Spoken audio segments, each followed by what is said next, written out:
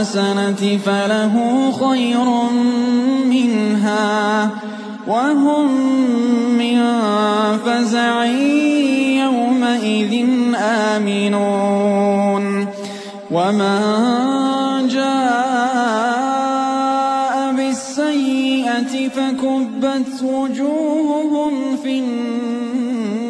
Alhamdulillah wassalatu wassalamu ala Rasulillah wa ala alihi wa sahbihi wa mawalah wa la hawla wa la quwata illa billahi wa ba'du. Kita lanjutkan kajian kita, masih membahas tafsir singkat dari surah-surah pendek dalam juz Amma, dan kita masuk pada surah Abasa. A'udzubillahi minasyaitonirrajim. Bismillahirrahmanirrahim. Abasa wa tawalla an ja'ahul a'ma wa man yudrika la'allahu yazzakka aw yadhakkaru fatanfa'ahu dhikra amma man istaghna fa anta lahu tasadda wa ma 'alaika alla yazzakka wa amma man ja'aka yas'a wa huwa yahsha fa anta anhu talaha kalla innaha tadhkirah faman syaa'a dzakara fi suhufin mukarramah marfu'atin mutahharah bi aidi safarah kiramin bararah. Di sini Allah Subhanahu wa taala mengatakan abasa wa tawalla. Abasa wa tawalla maksudnya dia Muhammad sallallahu alaihi wasallam berwajah musam dan berpaling.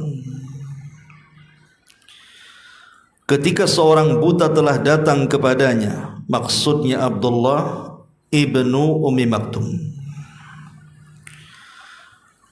Dan tahukah engkau wahai Muhammad, barangkali dia Abdullah ibn Ummi Maktum itu ingin mensucikan dirinya atau ingin mendapatkan pengajaran yang memberi manfaat kepadanya. Adapun orang-orang yang merasa dirinya serba cukup, maksudnya para pembesar Quraisy, maka engkau wahai Muhammad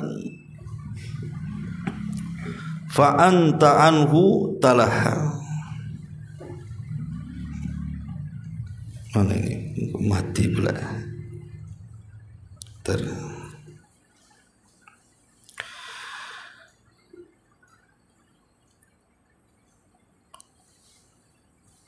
Adapun orang-orang yang merasa dirinya serba kecukupan, maksudnya para pembesar Quraisy, fa anta lahu tasadda, maka engkau wahai Muhammad memberi perhatian lebih kepada mereka. Padahal tidak ada celah atasmu kalau dia atau mereka tidak mensucikan diri mereka.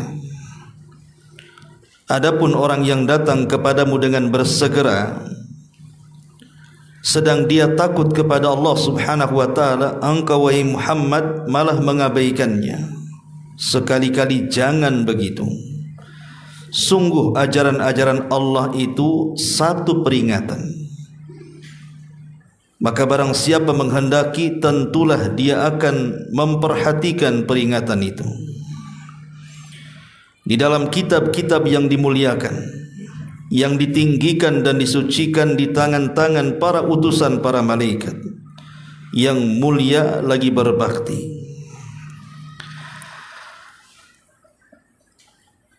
Taib masyarul muslimin wal muslimat rahimani wa rahimakumullah. Surah Abasa ini tentu ada asbab nuzulnya, sebab turunnya. Kenapa Allah Subhanahu wa taala turunkan surah Abasa kepada kita? Ada seorang sahabat di zaman Nabi sallallahu alaihi wasallam namanya Abdullah ibnu Ummi Maktum. Dan Abdullah ibn Ummi Maktum ini satu di antara muadzin Rasul. Jadi muadzin Nabi SAW, tukang azan Nabi itu ada 4. Yang paling masyhur tentu Bilal ibn Rabah. Tapi di sana ada Abdullah ibn Ummi Maktum, kemudian ada Sa'ad al-Qaradi, dan ada Abi Mahdhura.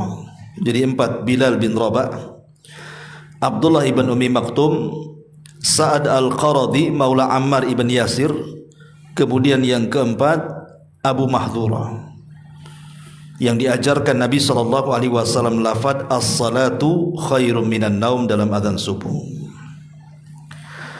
Lah 4 sahabat ini terbagi di 3 masjid. Pertama Masjid Nabawi.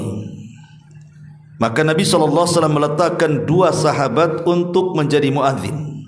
Pertama Bilal dan yang kedua Abdullah ibnu Ummi Maktum. Kemudian yang kedua Masjid Quba. Masjid yang pertama dibangun Nabi SAW, diletakkan di situ Sa'ad al-Qaradi maula Ammar ibn Yasir, budak yang dimerdekakan oleh Ammar ibnu Yasir. Kemudian di Masjidil Haram Nabi SAW meletakkan Abu Mahdhura. Itulah sahabat yang diajarkan lafaz tathwib, as-salatu khairum minan naum. Inilah 4 muadzin Nabi SAW. Tetapi yang paling masyhur adalah Bilal ibn Rabah, karena dia yang pertama kali diangkat menjadi muadzin oleh Nabi SAW. Lah adapun Bilal dengan Abdullah ibn Ummi Maktum ini saling bergantian, terutama di adzan subuh. Karena Abdullah ibn Ummi Maktum ini orangnya buta, dia tidak bisa melihat fajar. Maka Bilal ibn Rabah dijadikan muazzin di azan pertama.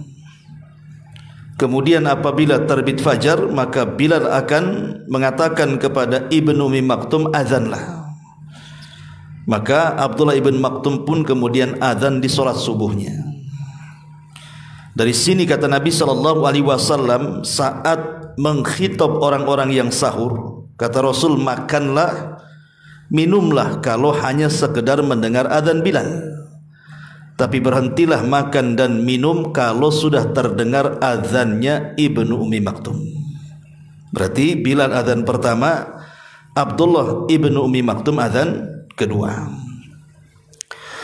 Adapun kisah Abdullah ibn Ummi Maktum, siapa Abdullah ibn Ummi Maktum ini, sehingga diturunkan ayat kepada Nabi SAW teguran keras dari Allah Subhanahu wa taala. Adapun secara nasab, dia adalah Abdullah ibnu Ummi Maktum. Lihat, Abdullah ibn Ummi Maktum ini ibunya. Harusnya kan bapaknya kalau nasab itu kan, tapi dinasabkan kepada ibunya. Ada yang mengatakan bahwa namanya adalah Abdullah, ada juga yang mengatakan namanya Husain, ada juga yang mengatakan namanya Amr. Tetapi yang dikenal kunyahnya Abdullah ibnu Ummi Maktum. Kenapa kemudian dinasabkan kepada ibunya Ummi Maktum? Ada yang mengatakan Maktum itu artinya mengalami kebutaan, karena saat ibunya melahirkan Abdullah ini, dia terlahir buta. Jadi buta sejak kecil. Nama ibunya bukan Ummi Maktum, tetapi ada yang mengatakan bahwa nama ibunya adalah Atikah. Dia adalah Atikah. Dan Ibnu Ummi Maktum ini sendiri adalah sepupu daripada Khadijah. Jadi ibunya Atikah itu bibi daripada Khadijah. Kemudian lahirlah Abdullah ibn Ummi Maktum. Makanya Khadijah dengan Ibnu Ummi Maktum itu sepupuan. Dia anak daripada bibi Khadijah. Ma'asyiral muslimin yang dimuliakan Allah Subhanahu wa taala, lah Abdullah ibn Ummi Maktum ini termasuk sahabat yang as-sabiqun al-awwalun. Dia adalah sahabat yang mula-mula masuk Islam. Dan sahabat yang mula-mula masuk Islam masuk dalam firman Allah Subhanahu wa taala, as-sabiqunal awwalun minal muhajirin wal ansar walladzina tabauhum bi ihsan radhiyallahu anhum wa radu'an. Orang-orang yang awal-awal lagi mula-mula dalam keislaman, siapa mereka? Orang-orang muhajirin dan ansar, dan orang-orang yang mengikuti mereka dengan baik, maka Allah akan redha kepada mereka sebagaimana mereka redha kepada Allah Azza wa Jalla. Artinya mereka menjadikan percontohan dan ikutan siapapun yang datang setelahnya. Jadi siapapun yang datang setelah mereka, para muhajirin dan ansar yang awal-awal, maka dalam beragama harus mengikuti mereka. Makanya Allah mengatakan walladzina tabauhum bi ihsan, dan orang-orang yang datang setelah mereka mengikuti mereka dengan baik. Menunjukkan bahwa para sahabat menjadi rujukan. Lah termasuk di dalamnya Abdullah ibn Ummi Maktum radhiyallahu an. Jadi ketika Islam mulai menyinari kota Mekah, Abdullah ibn Ummi Maktum ini salah satu orang yang menghendaki keislaman. Jadi ingin sekali masuk Islam. Setelah dia mendengar agama Nabi SAW yang membawa tauhid, membawa rahmat, dia berkeinginan untuk masuk Islam. Maka dia pun berusaha untuk datang menemui Nabi SAW. Lah ketika itu Nabi SAW sedang mengumpulkan para pembesar Quraisy. Di antara mereka adalah Utbah dan juga Syaibah berdasarkan riwayat Ibnu Hibban. Jadi Rasul sedang asik menghadapi mereka, sedang berdialog dengan mereka, berdebat dengan mereka, melembutkan hati mereka supaya para pembesar Quraisy ini masuk ke agama Islam.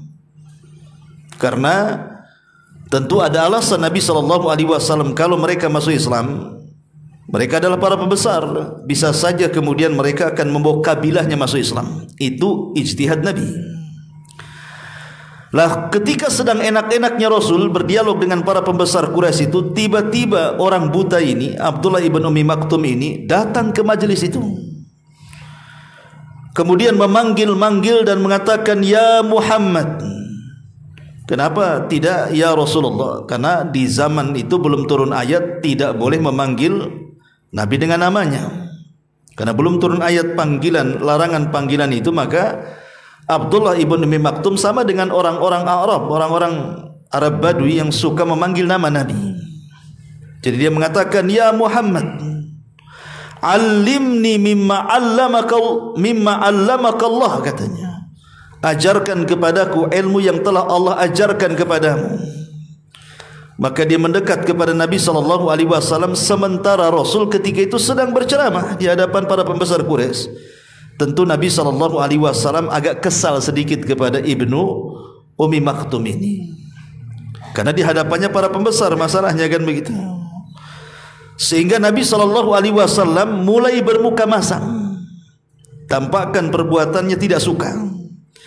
Kemudian dia palingkan wajahnya, tidak menatap Ibnu Ummi Maktum, malah menatap para pembesar Quraisy di situ. Maka dari sini Allah Subhanahu wa taala menegur Rasul. Abasa wa tawalla. Dia pun bermuka masam dan berpaling. Lah ketika Allah Subhanahu wa taala menegur dengan turun surah Abasa ini, maka Nabi SAW disadarkan oleh Allah Subhanahu wa ta'ala, ini ada orang yang jelas-jelas ingin masuk Islam, ingin membersihkan dirinya dari dosa. Kenapa kau palingkan wajahmu? Sementara para pembesar Quraisy itu, Utbah dan Syaibah, belum tentu dia mau masuk Islam. Belum ada tanda-tanda mereka akan mendapatkan hidayah. Kenapa kau berpaling kepada orang-orang yang tidak jelas, kemudian orang yang jelas kau abaikan? Seolah-olah Allah Subhanahu wa taala menegur Nabi SAW seperti itu. Lah sejak peristiwa ini kan Nabi ditegur gara-gara Ibnu Ummi Maktum kan. Sejak saat itulah Rasul sangat memuliakan Ibnu Ummi Maktum ini. Apabila Abdullah ibn Ummi Maktum datang kepada Nabi SAW, Rasul langsung berdiri. Kemudian mengatakan marhaban biman atabani rabbi, katanya. Selamat datang, gara-gara kamu aku ditegur Allah, katanya. Tapi ini penghormatan namanya. Ya, selamat datang karena Nabi sangat memuliakan dengan peristiwa ini. Bahkan keluarga Nabi juga sangat memuliakan. Apabila Abdullah ibn Maktum pamannya datang ke rumah salah satu istri Nabi, sebutlah Aisyah Ummul Mukminin radhiyallahu anha, maka keluarga Nabi akan memberikan makanan terlezat dan air madu yang enak kepada Ibnu Ummi Maktum. Sampai satu hari Aisyah radhiyallahu anha bercerita, ada temannya di sampingnya. Dia heran dan tidak kenal siapa Ibnu Ummi Maktum ini, karena dia orang miskin, buta lagi, tidak kenal. Ya. Ketika kemudian sampai di rumah Aisyah, dijamunya dengan makanan yang lezat, dengan air madu yang lezat. Jadi kawannya Aisyah ini heran dan mengatakan, kenapa begitu hormat kepada orang ini, katanya. Maka Aisyah mengatakan, dia adalah Ibnu Ummi Maktum, karena dia Nabi SAW ditegur Allah Subhanahu wa ta'ala. Artinya Ibnu Ummi Maktum ini memiliki kedudukan yang luar biasa di hadapan Nabi. Setelah Nabi pergi, dia menjadi imam salat. Terkadang dia menjadi qadhi, menjadi penghukum kalau ada orang-orang yang bermasalah. Terkadang membuat semacam undang-undang kalau diperlukan, dan begitu seterusnya. Selama Rasul safar, Nabi SAW sangat mempercayakan kepada Abdullah Ibnu Ummi Maktum karena dia pakar Quran. Kalau sudah pakar Quran, pasti akan berhukum dengan Quran. Dan kalau dia berhukum dengan Quran, pasti hukumnya adalah penuh dengan keadilan.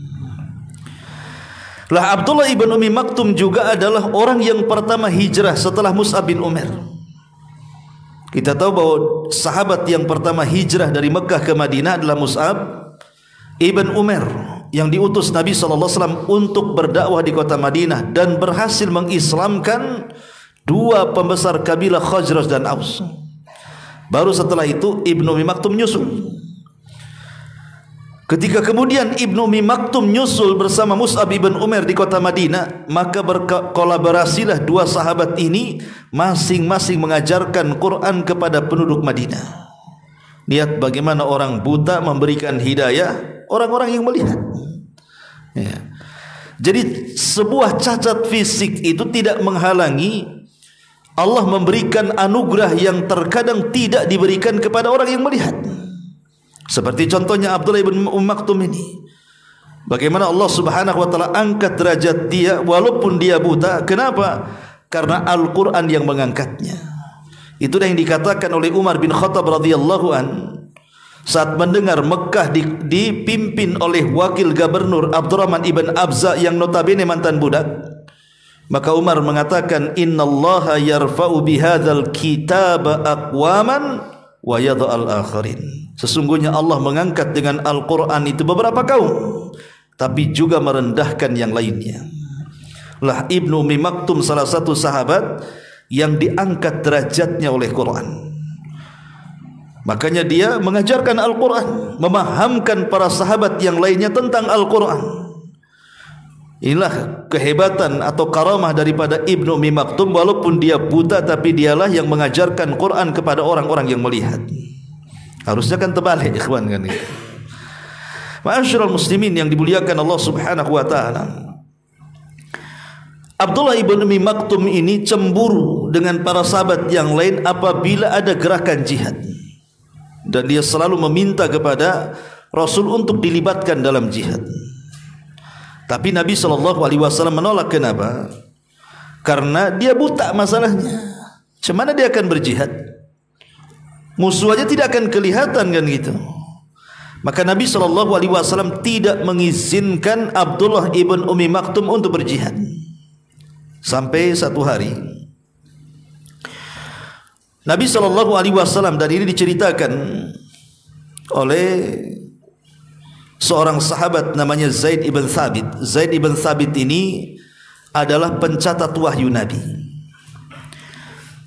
Jadi ketika kemudian turun wahyu kepada Nabi SAW, la yastawil qa'iduna minal mu'minin, tidak sama orang-orang yang duduk tidak berjihad dengan orang-orang yang melangkahkan kakinya berjihad dari kalangan kaum mukminin. Kata Nabi SAW, wahai Thabit, catatlah ayat ini. Surah An-Nisa ayat 95.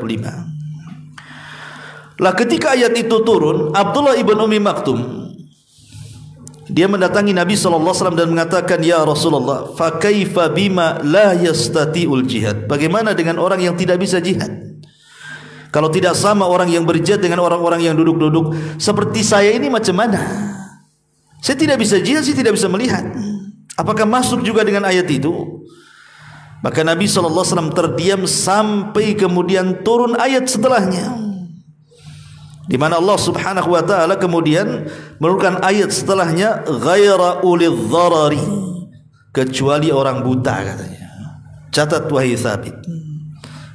Artinya tidak sama orang yang berangkat jihad dengan orang yang duduk-duduk, kecuali orang buta. Ada pengecualian kan itu ya. Setelah Abdullah ibn Maktum mengatakan, bagaimana dengan saya? Maka turun ayat kepada dia, ayat selanjutnya An-Nisa 996-nya. Ma'asyiral muslimin yang dimuliakan Allah Subhanahu wa taala, walaupun demikian di ujung hayatnya Abdullah ibn Ummi Maktum ini mati syahid. Ketika Umar bin Khattab radhiyallahu an menggerakkan pasukan di perang Qadisiyah, maka Abdullah ibn Ummi Maktum ini sudah tekad, saya harus ikut perang. Dari dulu dia ingin jihad tapi dilarang. Ketika dia hendak mendaftar untuk perang Qadisiyah ini, teman-temannya tetap mengatakan, bukankah orang buta ada rukhsah, tidak untuk jihad? Kata Ibnu Ummi Maktum, oh tidak, saya ingin jihad sekarang. Akhirnya dia minta kepada Umar agar dia membawa bendera itu. Ketika kemudian pasukan berada di tengah-tengah musuh, Abdullah ibn Ummi Maktum itu yang megang bendera itu. Dan pasukan mengingatkan, wahai Ibnu Maktum, hati-hati, kau yang pegang bendera. Artinya kalau sampai bendera ini jatuh atau kau lari, kan itu, maka ini mempengaruhi pasukan. Marah Ibnu Maktum dan mengatakan, saya ini qari Al-Quran, saya ini pembaca Quran, tidak mungkin saya lari dari peperangan, katanya. Enak saja kalau kau ngomong bahasanya kan itu. Tak mungkinlah saya lari, saya ini qari Al-Quran, saya ini pembaca Quran. Akhirnya ketika betul-betul perang berkecamuk, kemudian terdengar sabetan pedang, teriakan dan begitu seterusnya, disinilah gugur Ibnu Ummi Maktum dalam perang Qadisiyah. Artinya dia meninggal mati syahid. Ya. Ma'asyiral muslimin yang dimuliakan Allah Subhanahu wa taala. Dan dari sini banyak pelajaran ikhwatu fiddin. Bagaimana Nabi SAW mengajarkan kepada kita bermuamalah dengan orang yang memiliki kekurangan. Ya, Nabi SAW mengajarkan kepada kita, jangan pernah meremehkan orang yang memiliki kekurangan. Entah dia buta, entah dia tuli, entah dia bisu, entah dia cacat, pincang dan begitu seterusnya. Karena Nabi SAW bermuamalah dengan mereka itu dengan sangat baik sekali, karena tahu mereka memiliki kekurangan fisik. Seperti umpamanya, contohnya di zaman Nabi SAW ada seorang wanita, dia kalau terjangkit penyakit ayannya, maka dia selalu seperti orang kesurupan dan tersingkap auratnya. Maka wanita ini datang, wanita berkulit hitam ini datang kepada Rasulullah SAW dan mengatakan, ya Rasulullah, doakan aku agar sembuh dari penyakitku. Karena kalau datang penyakitku, maka aku akan menyingkap auratku dan tampak di hadapan orang, dan aku malu. Maka Nabi SAW mengatakan kepada wanita ini, baik, saya akan berdoa kepada Allah agar penyakitmu disembuhkan. Tetapi ada perkara yang lebih besar daripada itu. Kata Nabi, wala in sabarti falakil jannah. Tapi kalau engkau ingin sabar dengan penyakitmu, kau akan dihadiahi surga. Milih disembuhkan penyakit atau milih hadiah surga? Maka wanita ini mengatakan, kalau begitu aku memilih yang kedua. Aku ingin masuk ke dalam surga. Tapi tolong berdoa kepada Allah, ya Rasulullah, aku tidak ingin sembuh kalau memang itu hadiahnya surga. Tapi kalau penyakitku kumat, kata wanita ini kepada Rasul, tolong berdoa kepada Allah agar aku tidak menyingkapkan auratku, itu saja. Tapi lihat bagaimana Nabi SAW bermuamalah dengan orang-orang yang tidak memiliki fisik yang lengkap sebagaimana layaknya orang-orang, atau memiliki penyakit yang tidak dimiliki orang-orang. Rasul tetap bermuamalah mereka dengan baik. Makanya kenapa Nabi SAW disebutkan dalam sebuah hadis, innallaha qala, Allah berfirman, kata Nabi SAW hadis qudsi, idza btalaitu abdi bihabibataihi fasabara awadtuhu ta'ala, atau dalam riwayat awadtuhu minhuma al-jannata. Jadi kata Allah Subhanahu wa taala, idza ibtalaitu abdi bihabibataihi fasabara awadtuhu minhuma al-jannah. Kata Allah Subhanahu wa taala, apabila aku uji di antara hambaku dengan kehilangan dua anggota badannya yang sangat dicintainya. Ada yang mengatakan maksudnya mengalami kebutaan atau mengalami kebisuan. Karena kita tahu mata ini adalah nikmat Allah yang paling berharga, kan begitu. Dengan mata inilah kita bisa belajar, kita bisa ibadah dan begitu seterusnya. Dengan lisan juga sama, kita bisa bicara, berkomunikasi dan lain sebagainya. Kalau Allah kemudian menguji hambanya dengan kebutaan atau dengan kebisuan dan ketulian itu, karena biasanya bisu dengan tuli itu satu paket tuh kan. Fasabara, dia pun sabar. Apa kata Allah? Awadtuhu minhumal jannah, maka aku akan ganti kelak pada hari kiamat dengan kehilangan dua penyakit tadi, kebutaan atau kebisuan tadi, Allah ganti dengan surga. Lah ketika Nabi SAW menyampaikan hadis qudsi ini menunjukkan apa? Begitulah Nabi SAW memberikan kesabaran, menyabar-nyabarkan orang yang memiliki cacat gitu ya. Maka kita pun sama, jangan pernah memandang rendah mereka. Mereka adalah manusia sama dengan kita. Justru harusnya kita beri semangat hidup mereka. Orang-orang yang kemudian ditimpa penyakit atau yang tadinya sehat kecelakaan jadi sakit, jadi pincang, jadi mungkin akalnya sedikit terganggu dan begitu seterusnya. Karena itu bagian daripada muamalah Rasul yang diajarkan kepada kita. Karena banyak di antara kaum muslimin itu yang masih merendahkan orang-orang yang seperti itu masalahnya. Islam menyamakan semua manusia.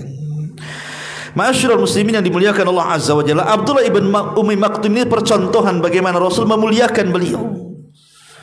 Bahkan keluarganya juga memuliakan beliau. Bahkan Nabi SAW kalau datang selalu memeluk dan mengatakan marhaban biman atabani rabbi, selamat datang orang yang gara-gara engkau aku ditegur Allah Subhanahu wa taala. Lah salah satu hadis yang diriwayatkan oleh Abdullah ibn Ummi Maktum adalah dia mengatakan kharaja alaina Rasulullah sallallahu alaihi wasallam ba'da martafa'ati syamsu wan nasu indal hujurat faqala ya ahlal hujurat sya'uratin nar wa ja'atil fitan ka qita'il laili law ta'lamu ma a'lamu la dhahiktum qalilan wa la bakaitum katsira. Dari Abdullah ibn Ummi Maktum radhiyallahu anhu, dia mengatakan Rasul keluar bersama kami setelah naik matahari dan manusia berada di kamar-kamar mereka. Kemudian Rasul mengatakan, wahai pemilik-pemilik kamar, neraka sedang menyala, fitnah sudah menyebar seperti potongan malam. Kalau kalian tahu apa yang aku tahu, tentu kalian akan sedikit tertawa dan banyak menangis. Dan banyak riwayat-riwayat yang diriwayatkan oleh Ibnu Ummi Maktum kepada kita. Tapi syahidnya di sini bahwa Abasa wa Tawalla ini atau surah Abasa ini turun kepada seorang yang bernama Ibnu Ummi Maktum atau Abdullah Ibnu Ummi Maktum Muadzin Rasulullah sallallahu alaihi wasallam. Baik, di sini Allah Subhanahu wa taala mengatakan abasa wa tawalla.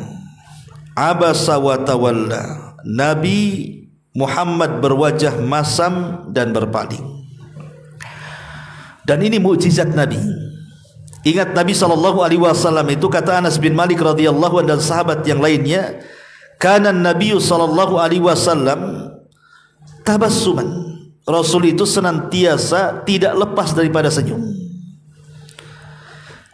Cuman sekali Nabi SAW bermuka masam dalam hidupnya.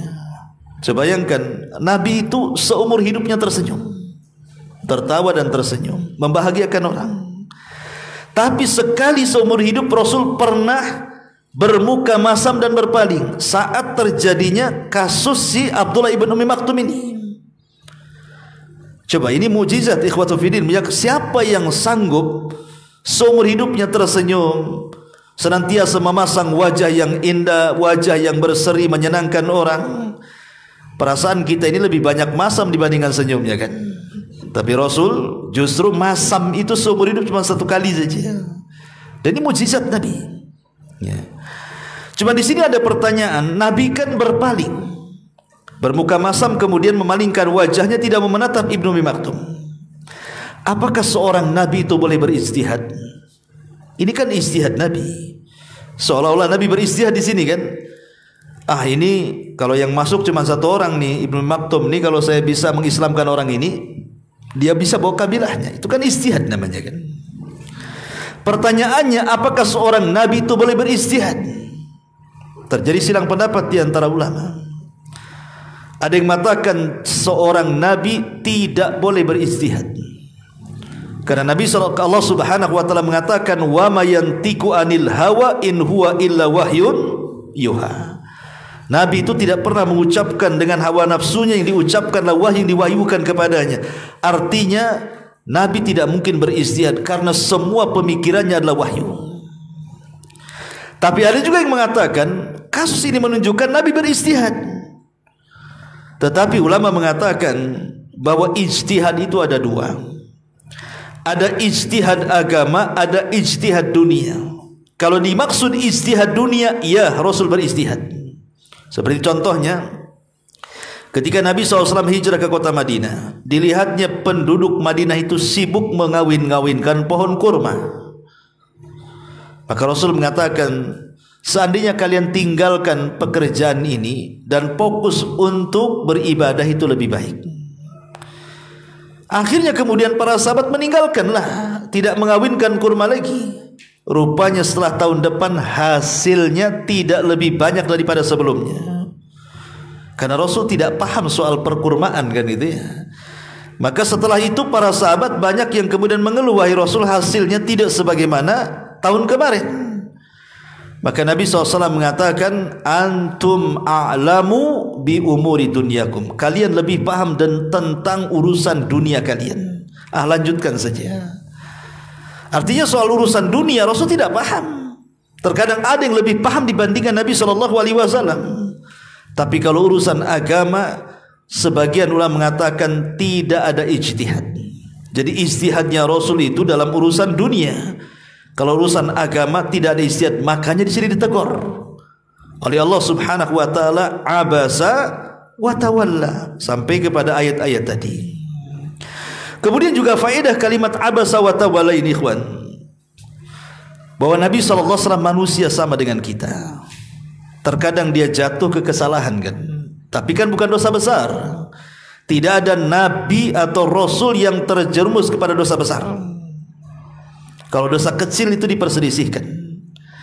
Nah, contohnya di sini Nabi SAW mengabaikan siapa? Ibnu Ummi Maktum, manusiawi. Nabi berpikir bahwa kalau orang ini muslim, maka akan membawa kabilahnya masuk Islam. Sementara kalau Ibnu Ummi Maktum masuk Islam, ya sendirian aja dia kan begitu. Padahal itu sebuah kesalahan. Makanya Allah Subhanahu wa taala tegur itu. Itulah yang Allah katakan, wa wadha'na anka wizrak, dan kami letakkan wizrak, itu maksudnya kesalahan. Nah, salah satunya adalah kesalahan ketika dia mengabaikan Abdullah ibn Ummi Maktum dan menghadap para pembesar Quraisy di sini. Dari sini kita tidak boleh hulu ekstrim terhadap Nabi SAW sampai menuhankan beliau, dan tidak boleh juga merendahkan Nabi SAW. Makanya dalam syahadat kita senantiasa diajarkan kalimat Abdullahi wa Rasuluh. Dia adalah hamba sama dengan kita. Terkadang ada salahnya, tetapi Allah tegur, kan itu. Tapi dia juga Rasul, kita tidak boleh menyembahnya. Dia hamba, tidak boleh menyembahnya, dan dia Rasul, tidak boleh menghinanya. Ya, dia sama manusia dengan kita. Kata Rasul, ana basarum mislukum, saya adalah manusia seperti kalian. Artinya jangan pernah menyembah Rasul. Karena ada orang-orang di zaman sekarang itu ketika memuji Nabi SAW sampai pujiannya itu selevel rububiyah Allah. Seolah-olah Nabi itu bisa menyembuhkan, seolah-olah Nabi itu bisa menghilangkan kesulitan, seolah-olah Nabi itu bisa, dan begitu seterusnya. Hak yang harusnya diberikan kepada Allah diberikan kepada Nabinya. Ini tidak boleh, ghulu namanya. Tapi tidak boleh juga kita remehkan, karena dia Rasul, dia Nabi, ya. Maka dari sini kalimat abasa wa tawalla menunjukkan bahwa dia adalah, ada sisi manusianya. Dia bukan malaikat. Terkadang terjerumus kepada kesalahan, tapi langsung diturunkan wahyu untuk meluruskannya. Ma'asyiral muslimin yang dimuliakan Allah Subhanahu wa taala, karena Nabi tidak tahu yang gaib, kan. Tentu kalau Rasul akan ditegur oleh Allah, tidak mungkin dia melakukan seperti itu, kan. Menunjukkan Rasul tidak tahu yang gaib, kan. Ya, samalah ketika dia menginterogasi Aisyah, ketika dituduh berzina dengan seorang sahabat namanya Safwan ibn Mu'attil oleh orang-orang munafik. Rasul datang kepada Aisyah dan mengatakan, ya Aisyah, la in lamamti bi dzambin fastaghfirillah. Wahai Aisyah, kalau memang engkau berbuat zina dengan si Safwan ibn Mu'attil itu, kau bertobat saja. Padahal Aisyah kan tidak berzina. Tapi kenapa Rasulullah SAW mengatakan seperti itu? Karena Rasul tidak tahu yang gaib. Makanya Rasul mengatakan, wa in lamamti bi dzambin fastaghfirillah. Kalau engkau memang berbuat seperti itu, bertobatlah kepada Allah. Fa innal abda idza taba taballahu alaihi. Karena seorang hamba kalau bertobat, Allah terima tobatnya. Tetapi kata Rasul, kalau engkau tidak melakukannya, fasayubarri'ukillah azza wa jal fawqa sab'as samawat.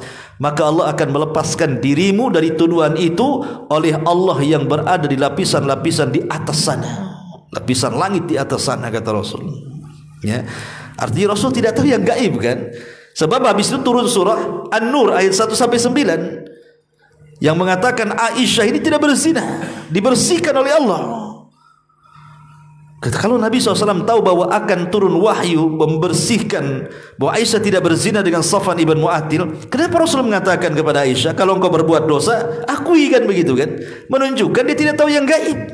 Sama ketika dia memakan racun yang diberikan oleh seorang wanita Yahudi, Zainab bintul Harith, sampai kemudian tercicipi sedikit. Kalau Rasul dari awal tahu di daging itu ada racunnya, tidak mungkin Rasul memakannya. Menunjukkan bahwa Nabi SAW manusia sama dengan kita. Dia tidak tahu yang gaib kecuali yang Allah Subhanahu wa taala beritahu kepada kita. Abasa wa tawalla. Dia Muhammad berwajah masam dan berpaling. Anja'ahul a'ma, karena seorang buta telah datang kepadanya. Maksudnya Abdullah ibn Ummi Maktum. Orang buta datang kepada Rasul, wa mayudrika la'allahu yazakka. Tahukah engkau wahai Muhammad, barangkali dia, maksudnya Abdullah ibn Ummi Maktum itu, datang kepadamu dalam rangka membersihkan dirinya, membersihkan dirinya dari dosa. Artinya orang ini datang betul-betul ingin masuk Islam. Sementara Nabi SAW terus saja ngomong dengan para pembesar Quraisy. Lah ada orang yang jelas-jelas datang mau masuk Islam, malah engkau abaikan. Kemudian Allah mengatakan, au yadzakkaru fatanfa'u dzikra, atau dia ingin mendapatkan pengajaran kamu sehingga dengan itu bermanfaatlah bagi dia.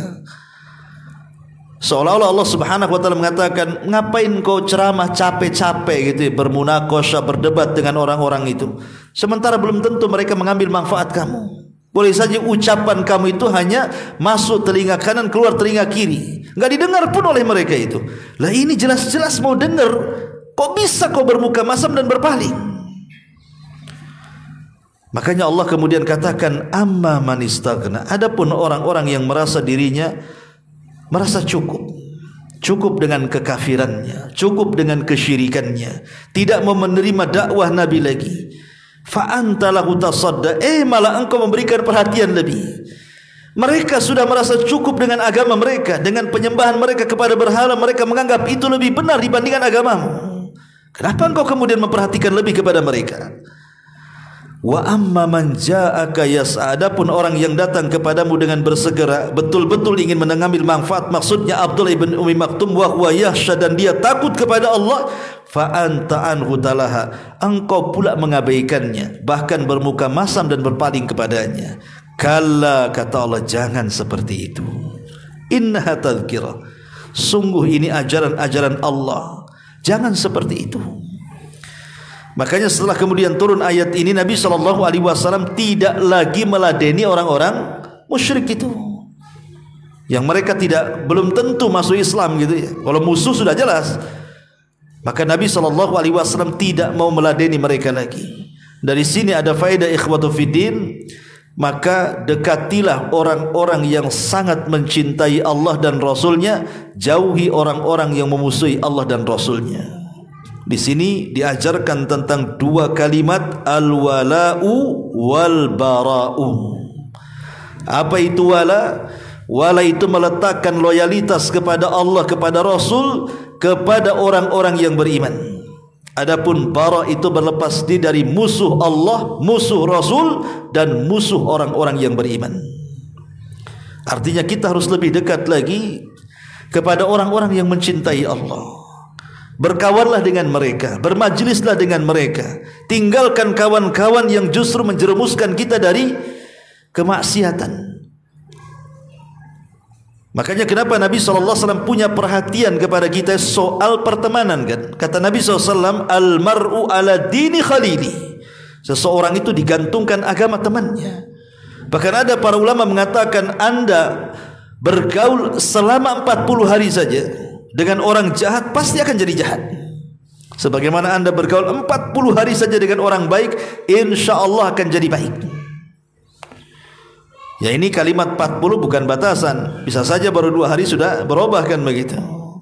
Artinya bahwa di sini bagaimana Allah mengajarkan kepada nabinya, dan nabi ini, peristiwa ini juga mengajarkan kepada kita bahwa berilah perhatian kepada mereka, orang-orang yang jelas-jelas cinta dengan Allah, dan jauhi orang-orang yang jelas-jelas membenci Allah dan Rasulnya. Ma'asyiral muslimin yang dimuliakan Allah Subhanahu wa taala. Kemudian juga ada faedah dari ayat ini, bahwa hidayah itu bukan milik Nabi SAW. Makanya Allah mengatakan, nih orang yang jelas-jelas memusuhi hidayah, kenapa kau abaikan? Mereka para pembesar itu belum tentu dapat hidayah, kenapa kau berikan perhatian? Dari sini kita tahu bahwa teguran ini kepada Nabi SAW seolah-olah Allah ingin katakan, engkau tidak bisa berikan hidayah kepada mereka. Bukan di tanganmu hidayah kepada pembesar-pembesar Quraisy itu, tapi Allah lah yang berikan hidayah kepada siapa yang dikehendakinya. Maka kalau ada tanda-tanda orang sudah tercium mau masuk kepada hidayah, berikan perhatian kepada dia. Ngapain sibuk mengurus orang yang tidak jelas gitu maksudnya. Dari sini kita tahu bahwa hidayah itu hanya milik Allah. Maksudnya hidayatul taufik, karena hidayah itu ada dua. Ada hidayatul irsyad, maksudnya hidayah memberikan petunjuk kepada orang, ini baik, ini buruk, ini ikhlas, ini tidak, ini syirik, ini tauhid, ini bid'ah, ini sunnah, dan begitu seterusnya. Semua orang bisa melakukan, yang penting kita punya ilmu. Tapi kepada orang yang kita dakwai, sadar tidaknya menerima dakwah kita, itu bukan urusan kita, itu urusan Allah. Karena Allah yang mengatakan, wa ma 'alaika illal balag, kewajiban engkau wahai Muhammad hanya menyampaikan. Begitu juga kita, hanya menyampaikan saja.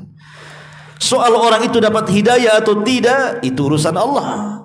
Makanya Nabi SAW sampai dikatakan oleh Allah Subhanahu wa ta'ala, kalau engkau menghendaki seluruh orang-orang Quraisy itu ingin masuk ke dalam Islam, walau harasta bil mu'minin, walaupun engkau punya keras sekali ingin memberikan hidayah keislaman kepada mereka, maka engkau tidak bisa memberikan hidayah kepada mereka. Hatta kepada pamannya sendiri Abu Talib, orang yang sangat mencintai Rasul dan dicintai Rasul.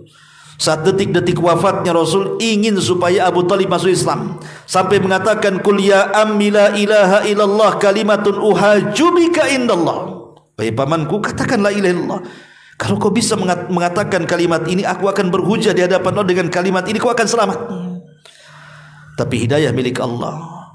Ketika Abu Talib memandang Abu Jahal, kawan yang di sampingnya, memandang Musayyib, memandang Umayyah, kemudian Abu Jahal mengatakan, "Atarghabu an millati Abdul Muttalib?" Hei Abu Talib, apakah kau benci dengan agama moyangmu Abdul Muttalib? Kau akan mengucapkan kalimat itu?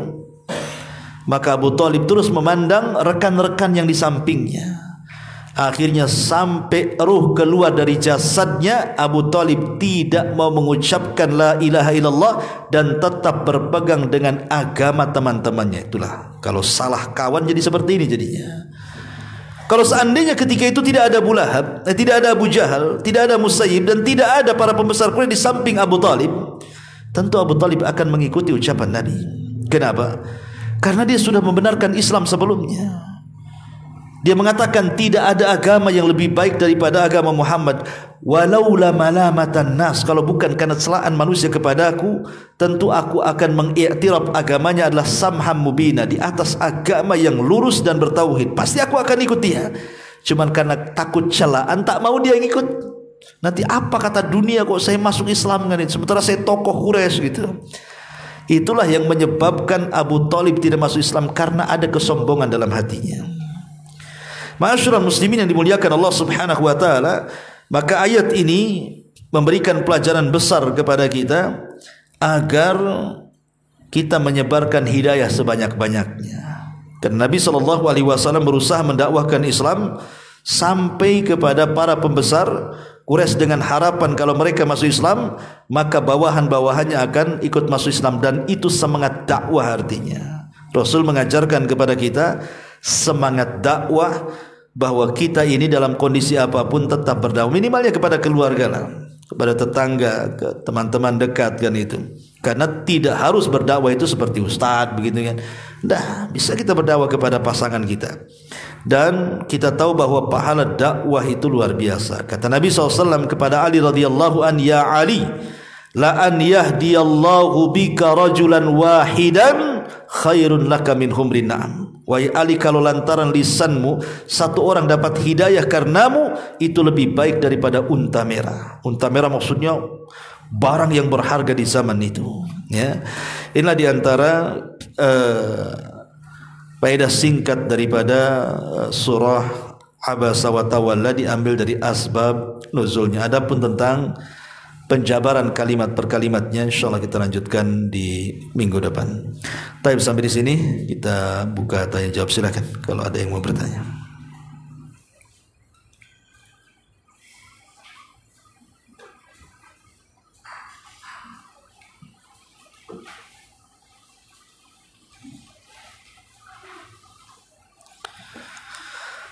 Baik, kalau tidak ada, kita tutup dengan kafaratul majlis. Subhanakallahumma bihamdika, asyhadu an la ilaha illa anta, astaghfiruka wa atubu ilaik. Allahu taala alam. Assalamualaikum warahmatullahi wabarakatuh.